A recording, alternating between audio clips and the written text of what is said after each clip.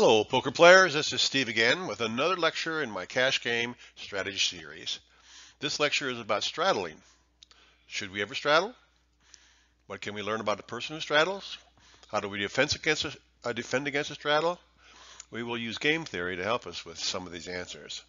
This lecture is based on material I have previously published in Donkey Poker Volume 1 and in Lectures on Poker Volume 2, but I have updated it considerably with new information from recent GTO wizard models. So what exactly is a straddle?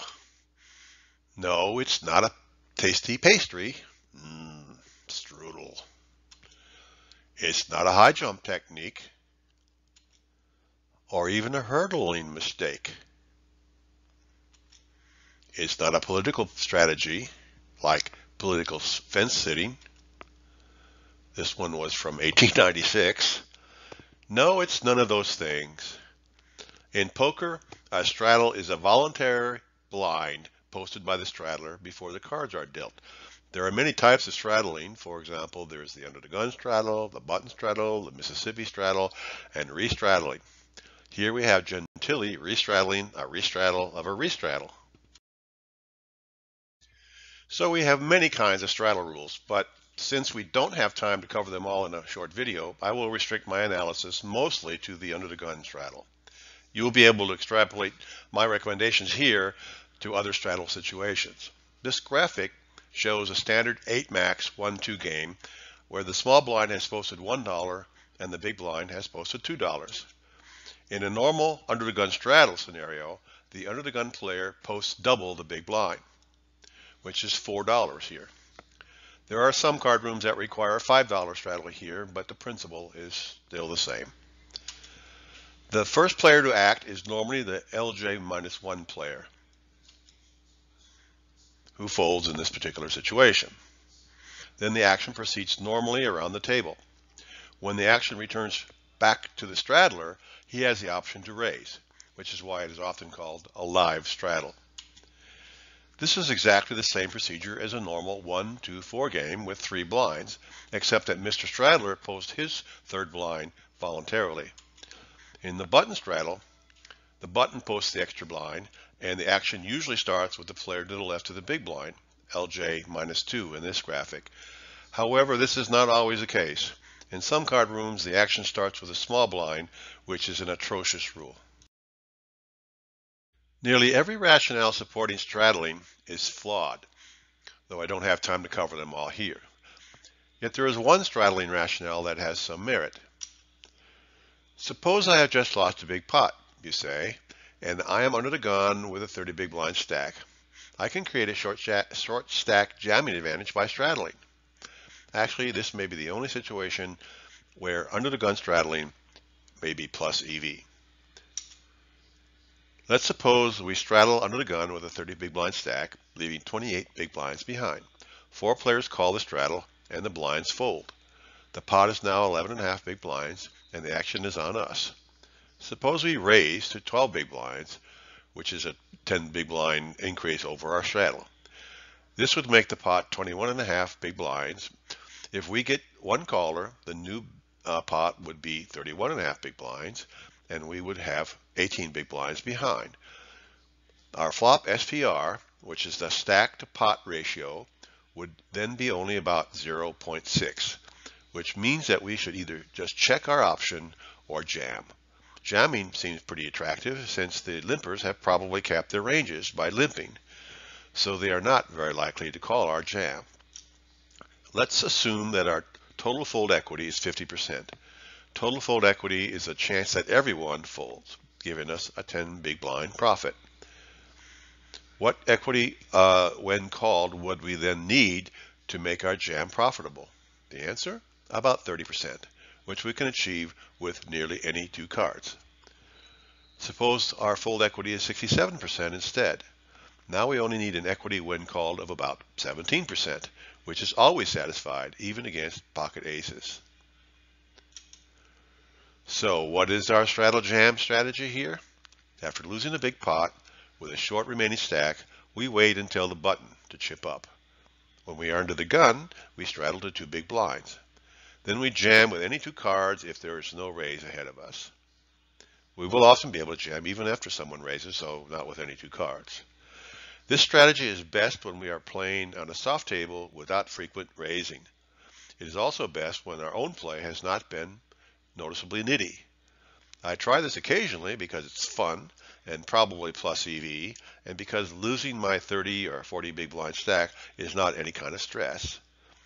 All other seemingly rational arguments for straddling are flawed, which we can see by looking at some online statistics. First, we can study online cash game stats to understand the value of position.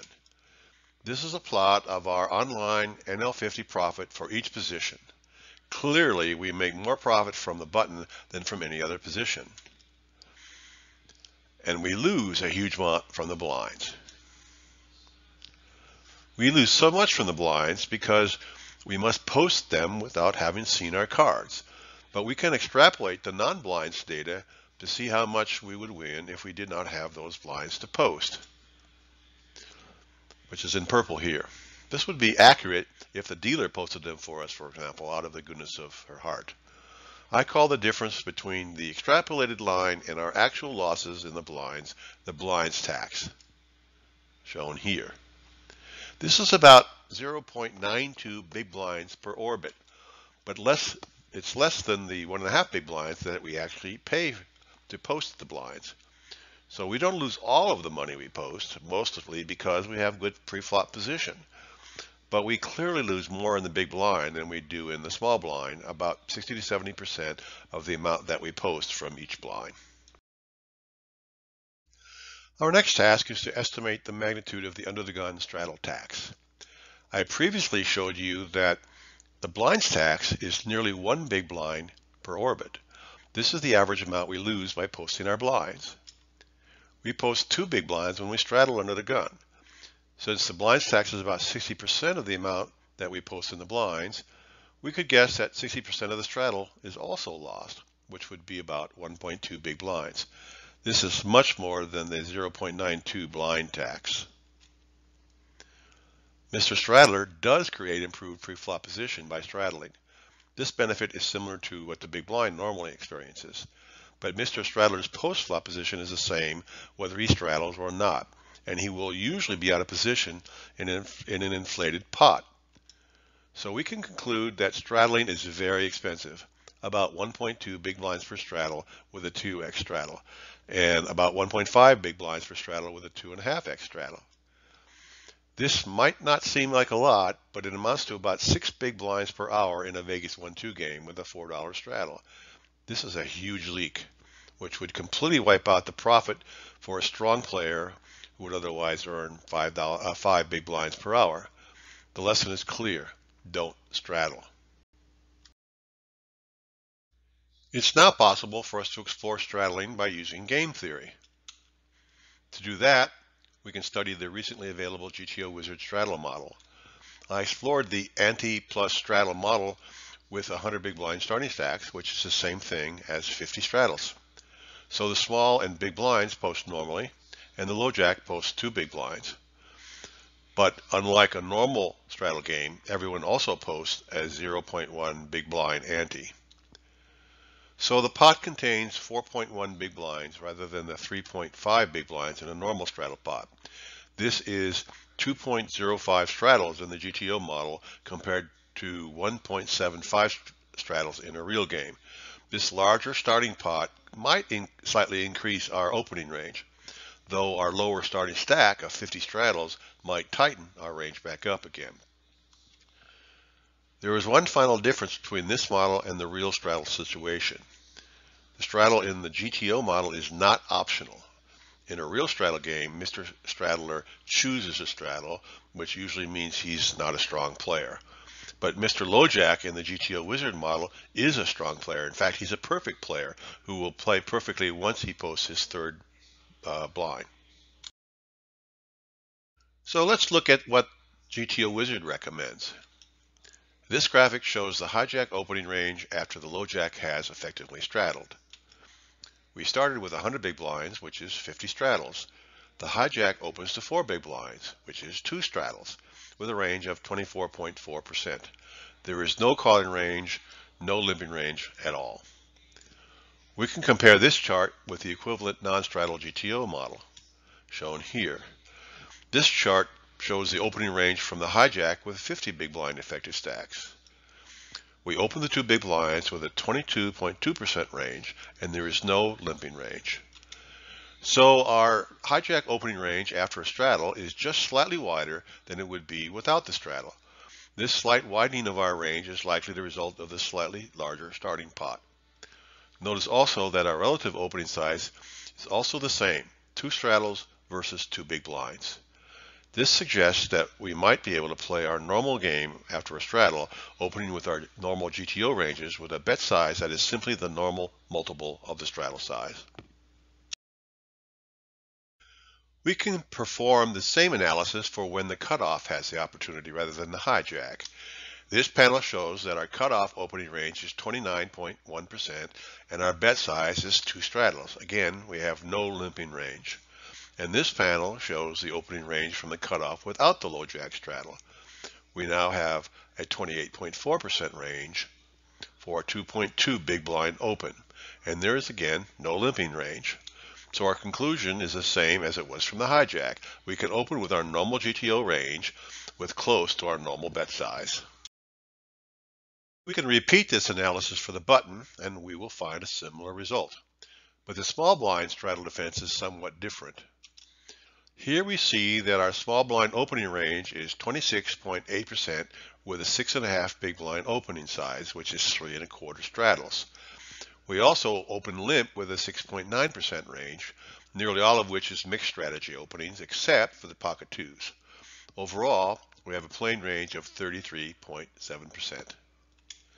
This graphic shows the GTO Wizard range with no straddle.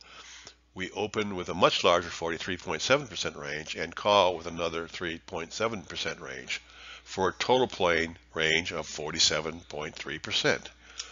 So our opening and plain ranges are much tighter after the low jack straddle, even though our opening size is similar, 3 1/4 straddles versus 3 big blinds. Why should this be? We have an extra player behind us in the straddle situation, and our discount is relatively smaller. So a straddle makes it tougher to play in the small blind. Although I rarely straddle myself, I love it when another player straddles. Straddling is a money pit, and that money must flow somewhere, hopefully to me. But there's another reason why I like a straddler at my table. Straddling tells us a great deal about his playing style, and that can be more valuable to us than the extra chips we might win during the straddled hand itself. For example, his straddle tells us that he doesn't understand the math of straddling, so he probably doesn't know the math of any other phase of our game. In other words, he is likely a field player, something we can exploit when he is not straddling. We also know that he likes to gamble. He's probably a very loose and aggressive player. If the action gets back to him without a raise, he will often raise himself with a wide range. And if his straddle is raised, he will often call with a wide range. These are very large leaks, which also help our bottom line. The beauty of our straddle read is that it also applies to other hands that he plays, not just his straddle hands. This is one of the strongest reads that we can make about a player's style, and we can get it during our first orbit with him. So once I see a player straddle, I watch him very closely in other hands to see if his style seems consistent. So my default read on Mr. Straddle is, he's a VLAG, a very loose and very aggressive player. And I will try to play more hands with him when I will have post-flop position on him. I will even ask for a seat change button to move to a better seat. I will also play tighter out of the blinds after he has straddled. This is because he is more likely to call my raise and because I will be out of position to him post-flop. If I'm in one of the blinds when he straddles, I will definitely try for a seat change. So we can summarize our straddle strategies in just a few lines. First, never straddle. Straddling will cost at least 1.2 big blinds per orbit, which is an unsustainable leak. I don't even recommend the short stack straddle unless you are a very good short stack player. Second, play your normal Holy Grail GTO strategy after a straddle. Open with the same range as you would normally use from your current seat, but use the size of the straddle as your new baseline. If you normally open to 3 big blinds, you can now open to 3 straddles. Third, never flat a straddle, or at least rarely do so. We should fold or raise. This is the same as our baseline Holy Grail GTO strategy without a straddle. Remember, Mr. Straddler is a V-lag, so limping is an open invitation for him to punish the limpers. Fourth, never flat call a raise, or almost never. This is the same strategy we should employ in a non-straddle game, but a straddle cuts our effective stacks in half, which makes calling with a speculative hand less attractive since our implied odds are reduced with the smaller effective stacks. And while we might want to sometimes flat a non-straddled hand from the button, this is less attractive when Mr. Straddler is likely to 3-bet more widely than the average player. Fifth, keep your stack above about 100 big blinds when you have chronic straddlers at your table. With shorter effective stacks, we may need to reduce our 3-bet size to 2.5x. And sixth, consider a seat change in order to guarantee superior post-flop position against a chronic straddler. Basically, this is mostly just the Holy Grail strategy with a new bet size. It should be pretty easy to implement. But if you don't know the Holy Grail strategy, you should view my Holy Grail videos or read my book. I hope you found this lecture enlightening. Versions of it were presented at the Las Vegas Wednesday Poker Discussion Group. You can join us every Wednesday at Tommy Rockers, and you can join our Facebook group to see what the agenda is for our next meeting.